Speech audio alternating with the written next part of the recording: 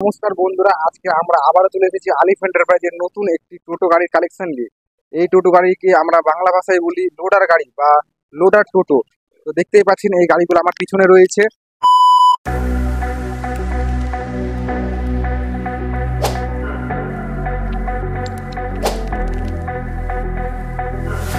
এই ভিডিওতে আপনাদেরকে জানাবো এই লোডার গাড়ি সম্পর্কে।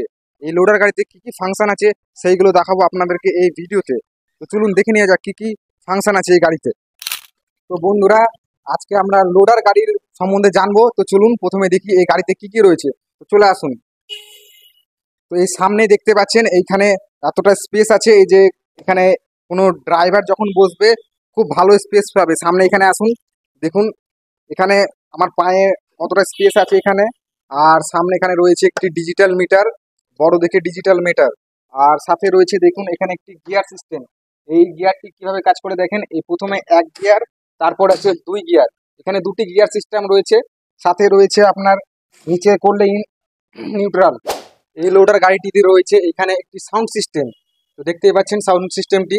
এবার চলুন এই গাড়িটির ডালাটি দেখে নেব, ডালাটি কিরকম ডালা রয়েছে। সামনে এখানে এখানে এসে দেখান ডালাটি কত বড় ডালা রয়েছে। এই গাড়িটিতে রয়েছে 4x5.5 ফুটের বিগ একটি ট্রলি।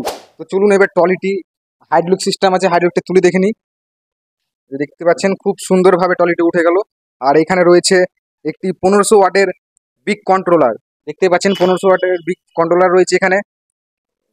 এই যে খালি স্পেসটা দেখছেন, এখানে এত বড় খালি স্পেস, এই স্পেসে আপনার এখানে 5টা ব্যাটারি বসবে।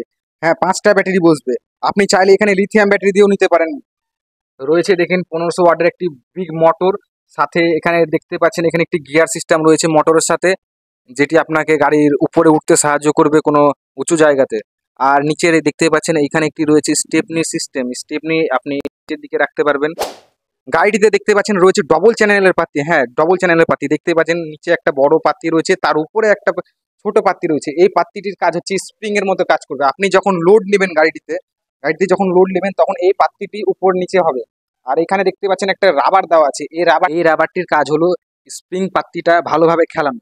তো দেখতে পাচ্ছেন এইখানে রয়েছে গাড়িটিতে 450 সাইজের একটি হেভি কোয়ালিটির চাকা, 450 সাইজ। আর হ্যাঁ, দেখতেই পাচ্ছেন একটি ভালো কোয়ালিটির রিম, যেটি অন্য কোম্পানি প্রোভাইড করে না।